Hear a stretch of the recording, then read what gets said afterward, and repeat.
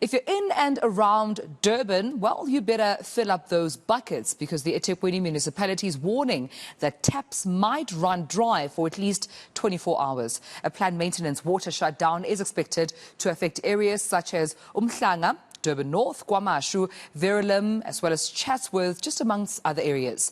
And a large pipeline said to be repaired was damaged during the floods back in April of 2022. But for more on this, we're now joined by uMngeni-Uthukela, water spokesperson Siyabonga Maphumulo this morning. Siyabonga, thank you so much for your time and a very warm good morning to you.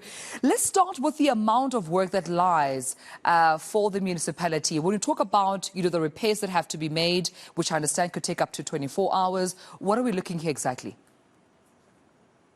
Tumelo, good morning and thank you very much for hosting us. The repairs that we are looking at are really to Aqueduct 2, as you have said, which supplies raw water to our Durban Heights plant, which is then where we purify water as uMngeni-Uthukela and actually send it to the eThekwini municipality. It might be recalled that during the floods of April 2022, we had major damages, not only to this aqueduct that we are repairing now, but also to Aqueduct 1, which we have successfully finished repairing and recommissioned. That was done in December 2022 by Minister Senzo Mchunu.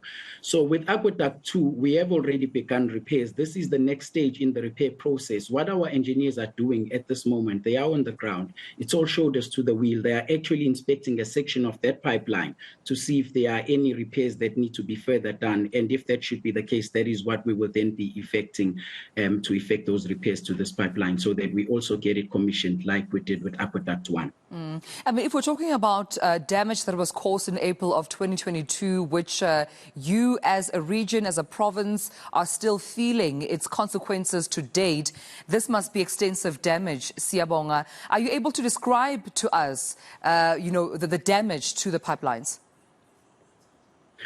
Well, indeed, the damage was substantive. As I've said, because it was two pipelines, we experienced rock falls, there were displacements, and then quite expectedly there would be leaks, some of them which we were able to detect, and some in the course of us getting raw water pumped from our Nagel Dam. We might find that in certain instances we are losing pressure or either we have leakages. That is when we then go in to actually inspect and repair those.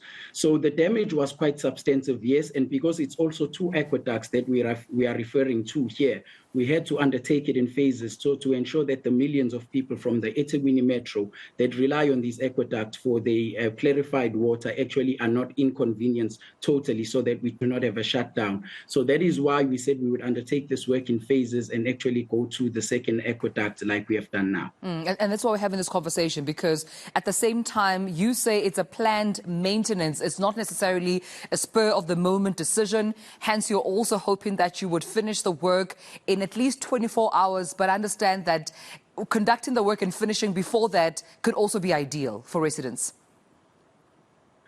That is correct, Dumelo, but fortunately I have been in constant communication with our engineers on the ground. In fact, before joining this interview, I just gave them a ring to say, how are we looking? They say it's looking very promising. And also what is comforting to the residents of eThekwini that we supply water to is that at this point we have closed off the raw water pipeline, which actually supplies our Durban Heights with raw water, which we then clarify. So what it means is that in anticipation of the shutdown, we actually ensured that the reservoirs were full. But evidently, with our Durban Heights water treatment plant not receiving raw water to clarify, gradually the water will begin to dwindle and residents will begin to see a drop in pressure. But we do hope that that does not come to that, because we are working and we are looking hopefully at finishing ahead of schedule.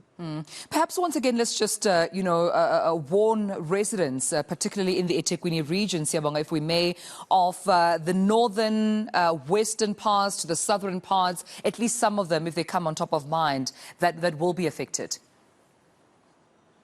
That is very important that we warn residents of eThekwini, starting in the north, the Durban North areas, uMhlanga, Phoenix, the eNCA areas, Inanda, Ntuzuma, KwaMashu.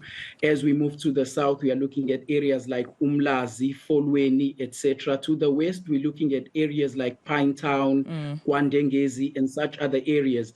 but also just to broaden the message that even beyond when we do this maintenance work, it is important that at all times we actually try to strive to save water, because it is a rare resource. We are not one of those world countries that receive a very high rainfall. So what we do have, let us use it sparingly. Yeah, absolutely. And when we use water sparingly, I mean, I've often had this conversation with the likes of Joburg Water, Rand Water, right here in Gauteng themselves, saying that when they make that plea to residents, they're not necessarily saying that, you know, residents are the only reason or the primary reason why there's a water shortage, hence the plea. So it shouldn't be taken negatively. It's just to say that because we're not necessarily affluent with water, we should use it sparingly. So in this instance, you're meaning that keeping our taps closed, obviously, Siyabonga. I mean, the day-to-day maintenance is in the household, where we can even caution young children from playing with water. That's important. That's your message.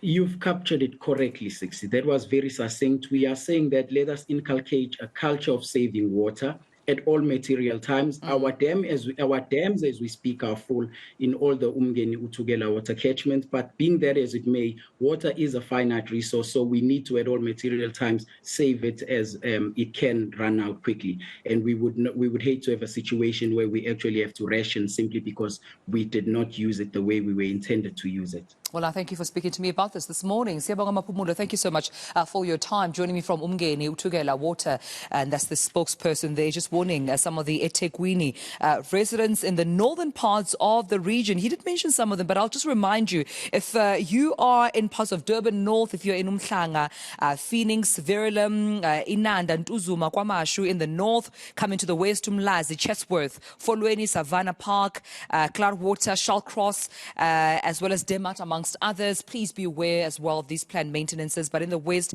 Chesterville, Westville, Pinetown, amongst others, of course, will equally be affected. So please be on the lookout. The planned maintenances are looking at 24 hours, but their target is less than that. They'll keep you updated, of course, with all the latest developments around this planned maintenance. So all my thanks to Siyabonga Maphumulo for his time.